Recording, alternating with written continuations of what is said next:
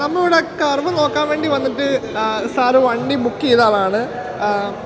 സാറേ അങ്ങനെ പിടിച്ചാൽ മതി. സാറിൻ്റെ പേരെന്ന് പറയോ? എൻ്റെ പേര് സുനിൽ ജെയിംസ്. ഓക്കെ സാറ് വണ്ടി ഓൾമോസ്റ്റ് ബുക്കിംഗ് ആയി. അപ്പം ഈ വണ്ടി സാർ എന്തുകൊണ്ടാണ് ബുക്ക് ചെയ്തതെന്നൊന്ന് പറയാമോ? എന്താണ് ഈ സാറിന് ഈ വണ്ടിയിൽ അട്രാക്ട് ചെയ്ത കാര്യം എന്ന് പറയാമോ? ഇതിനെ കൂടുതൽ അട്രാക്ട് ചെയ്ത ഒരു കാര്യം ഇതിൻ്റെ ഈ ഒരു കൂപ്പേ ഡിസൈൻ, അത് ടാറ്റ ഇറക്കിയേക്കുന്ന ഒരു അടിപൊളി സംഭവമാണ്. ഓക്കെ. പിന്നെ ഇതിൻ്റെ അത്യാവശ്യം ബൂട്ടിൽ കാര്യങ്ങളെല്ലാം കയറും. പിന്നെ 50 ലിറ്റർ ഇപ്പോൾ ബൂട്ട് സ്പേസ് ആയി, അതൊരു വലിയൊരു കാര്യമാണ്.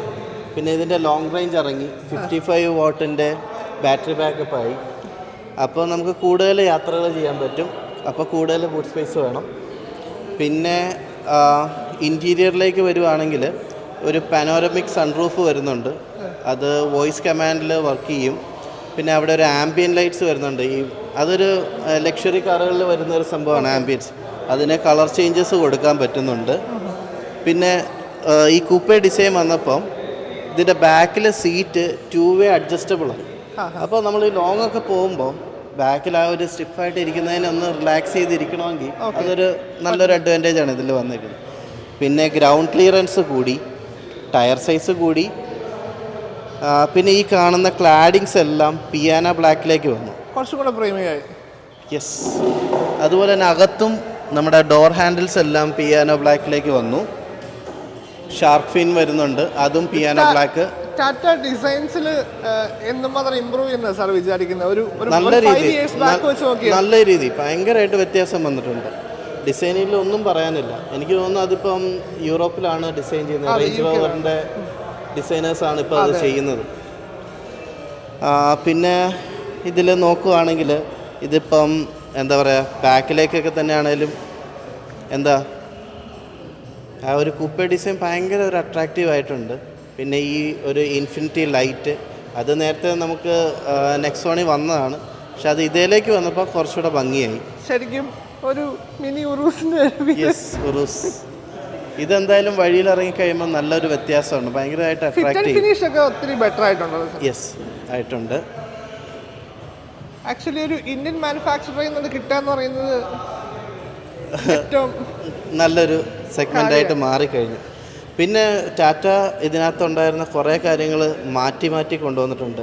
എനിക്ക് നെക്സോൺ ഇതിൻ്റെ അടിഭാഗത്ത് ഇതിൻ്റെ കണക്ഷൻ ലൈൻസ് മുഴുവൻ ചിലപ്പോൾ കാണാൻ പറ്റുന്നുണ്ട്, ഒരു ഓറഞ്ച് കളറിൽ. അതെല്ലാം സീൽഡാക്കി. പിന്നെ എന്താ പറയുക, അടിയിൽ തന്നെയാണെങ്കിലും അതെല്ലാം ഫുള്ളി സീൽഡാക്കിയത് ഒരു ഭയങ്കര നല്ല കാര്യം തന്നെയാണ്. പിന്നെ ഇതിൻ്റെ പുതിയ കളർ എനിക്ക് ഒത്തിരി ഇഷ്ടപ്പെട്ടു. ഇതൊരു ഒരു മൾട്ടി ഫീലാണ് തോന്നുന്നത്. ഒരു ആംഗിളിൽ നിന്ന് നോക്കുമ്പോൾ എനിക്ക് ക്വാളിറ്റിയിലും പിന്നെ ഇമ്പ്രൂവ് ചെയ്തേക്കുക. ഇപ്പോൾ ഉണ്ടായിരുന്ന ഏറ്റവും പുതിയ നെക്സോൺ EVയെക്കാളും കുറച്ചുകൂടെ ക്വാളിറ്റി എനിക്ക് അകത്ത് ഫീൽ ചെയ്തു. എനിക്ക് ഈ പാനോരമിക് സൺറൂഫിൻ്റെ ബട്ടൺ സ്വിച്ചസിൽ വ്യത്യാസം വന്നിട്ടുണ്ട്. അതുപോലെ തന്നെ അതിൻ്റെ ആ ഫ്രെയിമിനെല്ലാം കുറച്ചുകൂടെ ഒരു ഹാർഡ്നെസ് ഫീൽ ചെയ്തു. പിന്നെ 6 വേ അഡ്ജസ്റ്റബിൾ സീറ്റ്, അത് ഡ്രൈവർ സൈഡിൽ വന്നിട്ടുണ്ട്, അതും നല്ലൊരു പുതിയ ഫീച്ചറാണ്. പിന്നെ സ്റ്റിയറിംഗ് വീലിൻ്റെ ആ സ്പോക്കിന് വ്യത്യാസം വന്നിട്ടുണ്ട്, കുറച്ചുകൂടെ ഹാൻഡിൽ ചെയ്യാൻ നല്ല. മ്യൂസിക് സിസ്റ്റം അടിപൊളി. എനിക്ക് തോന്നുന്നു 6 സ്പീക്കേഴ്സ് ഉണ്ട് അല്ലേ? 4 സ്പീക്കേഴ്സും 4 ട്യൂട്ടേഴ്സും ഒരു സബ്വൂഫറും. ഹർമൻ്റെ ആണെന്ന് തോന്നുന്നു സിസ്റ്റം വരും. അപ്പം എന്തായാലും നമുക്ക് ഉടനെ തന്നെ ഒരു ഡെലിവറിക്ക് പെട്ടെന്ന് തന്നാൽ മാത്രം ബാക്കി എല്ലാ കാര്യങ്ങളും ഓർഡർ തന്നെ നമ്മൾ തരും.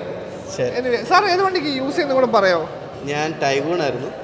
സാർ നാട്ടിലുള്ള ആളാണോ പുറത്താണ്? പുറത്ത് ഏതൊക്കെ വണ്ടി സാർ യൂസ് ചെയ്യുന്നത്? പുറത്ത് CRV എല്ലാ വണ്ടികളും തന്നെ ഒരുവിധം ഞാൻ അവിടെ യൂസ് ചെയ്തിട്ടുണ്ട്. ഓക്കെ. അങ്ങനെ വെച്ച് നോക്കുമ്പോഴത്തേക്കും സാറിന് ഒത്തിരി വ്യത്യാസം കാണുന്നുണ്ട് ക്വാളിറ്റി. പ്രൈസിങ്ങിൽ ഇത് ബെറ്ററാണ്. Okay, thank you so much sir. Thank U.